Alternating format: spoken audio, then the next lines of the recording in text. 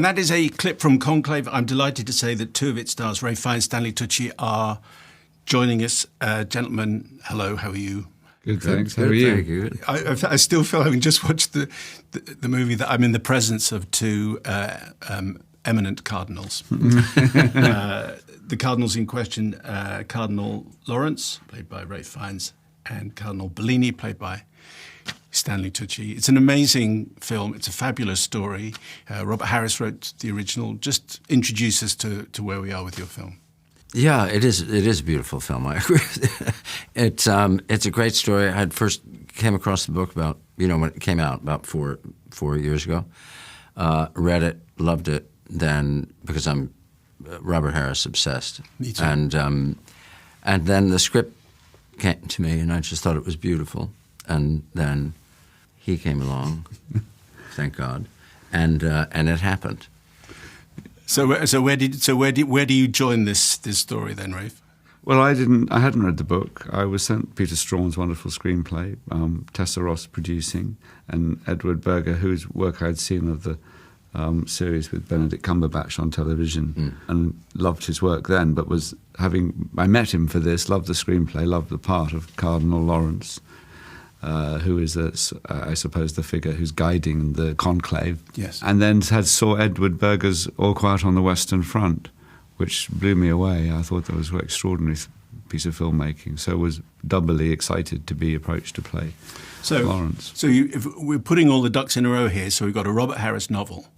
We've got Peter Straughan screenplay. We've got Edward Berger directing. We've got Ralph Fiennes, Stanley Tucci, John Lithgow, Isabella Rossellini.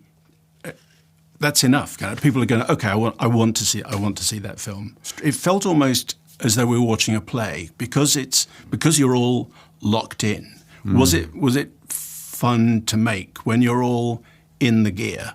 When the cameras stop rolling, are you having a good time? Well, I think I think we both agreed that the writing, the dialogue, the scenes we got to play was so great. Yeah. And like great writing for a play too, but this was a film. But there were scenes, meaty scenes, where the tension and the antagonism or the competition or the playoff, the standoff, I should say, between characters was really just wonderful to play. I mean, when you get a screenplay, I think you quickly look at the dialogue and you get a taste of how it's playable, what can be said, what can be not said actually around lines, and there's all the possibility of what the face can say in and around the spoken word, and that's what so that's the first thing that's exciting, is it's alive with the acting challenges and the sort of the stuff you can do with your screen partner. That was all there, sort of sizzling on the page. Yeah, and I wonder if is it Olivier who said once you put on the shoes, you understand the character? I wonder if it's one of those roles that once you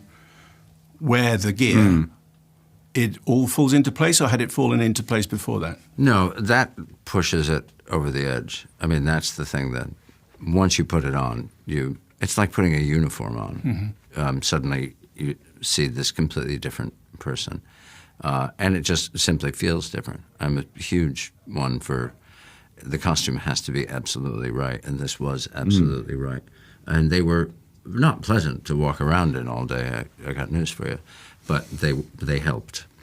Yes, it doesn't look comfortable, I have to say. Actually, interestingly, they were interesting structure, because they are quite well fitted to the top half of the body, so there's sort of quite helpful corseting effect in that you're sort of held by the structure of the soutane or the upper part. And then you've got the skirts that fall away, which you have to get used to walking upstairs with these skirts, otherwise you trip over. Yeah, I love the way it's recorded. The sound is amazing. We hear every creak of the leather that you're sitting on, every rustle of the robe, every breath you take.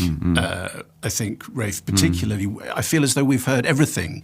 And was it particularly closely mic'd? Was that kind of added on after? I don't know. It just sounds amazing. Some breathing was added on, because I think Edward felt he wanted to feel in proximity to Lawrence, that the audience would feel sort of in his physical space. Explain what Lawrence is up against here. He's clearly running the conclave, so you're responsible for the election of a new pope. That's right. But essentially you become a detective, really. You're trying to unravel a whole number of stories as the film He's the progresses. Dean of the Vatican, so once the Pope is dead, the Dean's job is to make sure the Conclave, which is when all the cardinals come together, they're sequestered, they're cut off from the world while they go through the process of electing the next Pope. His job is to make sure that goes smoothly.